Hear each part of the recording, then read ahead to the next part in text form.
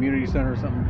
If you look at those antennae on that building, those are for shifting dispatch to somewhere more central.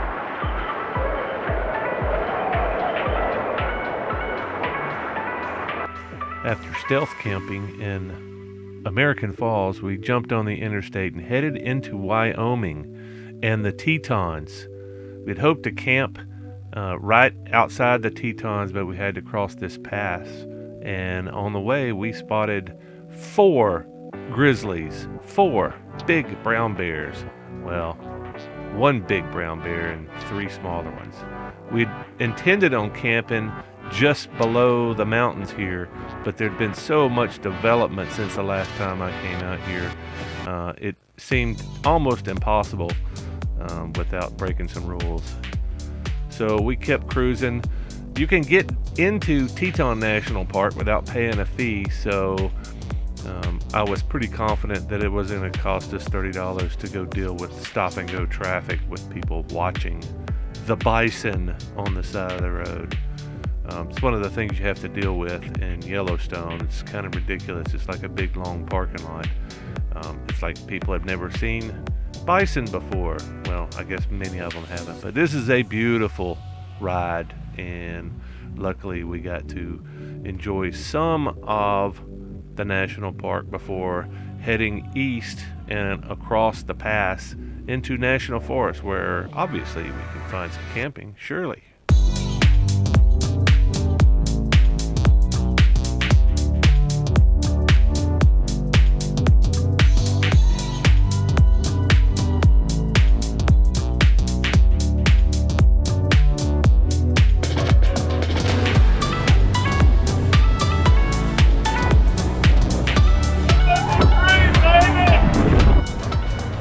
After we turned east, heading away from the Tetons, I noticed 3 black bear or brown bears coming down a hillside and about to cross this highway. And of course I had to stop and see if I could get a better look at them and maybe get some shots, but they were pretty fast. And these were smaller brown bears, maybe a couple 100 pounds. It was a family, a couple of cubs in the mix. Unfortunately, I didn't get the opportunity to get a better shot of it, but that shot was coming up soon. As we rolled over the pass, going away from the Tetons, I noticed this guy, much bigger brown bear, a grizzly.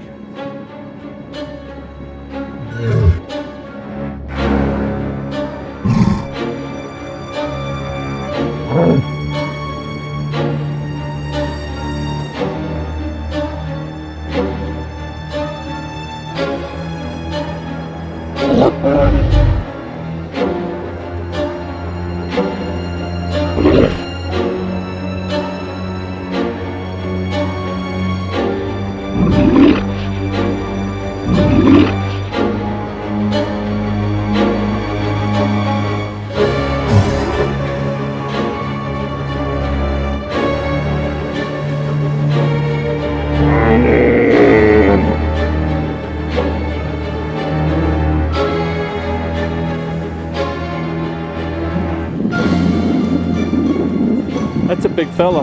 Yeah, What do you think, 400 pounds? I'm sure at this point anybody watching that's rational or reasonable would realize that this big brown bear could probably cover that 150 yards pretty quickly if he wanted a snack.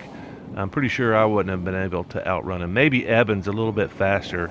I would only hope that I could get the keys out and get on the bike quickly. After descending from the pass, I decided to go to the extreme edge of the forest to see if we could escape the cold temperatures that were coming that night. Once you see snow, you gotta descend to get warmth. What do you think? Since Wyoming did not have a fire ban in effect, I got to enjoy my first fire in weeks. So once again, we kind of got caught by surprise. That's frozen water, so it got down into the 30s. I would say probably well into the 30s last night, since that came out of the creek yesterday afternoon. And my man here didn't sleep at all. He said 30 minutes of sleep. Probably total, yeah. I don't know. Early on in the night, it was rather easy, but then, you know, it just dropped and dropped and dropped. And then at 4 in the morning, I couldn't feel my toes, and no matter what I did. So I got up and set a fire and got warm from that. You know, if I wasn't going to get any sleep, I was certainly going to get some comfort. Yeah. So, yeah, that sucked. I just don't have a good sleep system for this kind of temperature. Right. Well, I got a 30-degree bag, and my toes started to get cold. Maybe. Yeah. I don't know. Well, you got more sleep than I did. Yeah. Oh, so I the difference right there. Yeah, I slept very well. So Eben rolled out before I did and rolled into town, which was only about 25 miles away. Had some coffee and some breakfast, and I caught up with him, and he decided that he was going to go into Idaho and visit some family. So I broke camp this morning. It's like 2:30 now.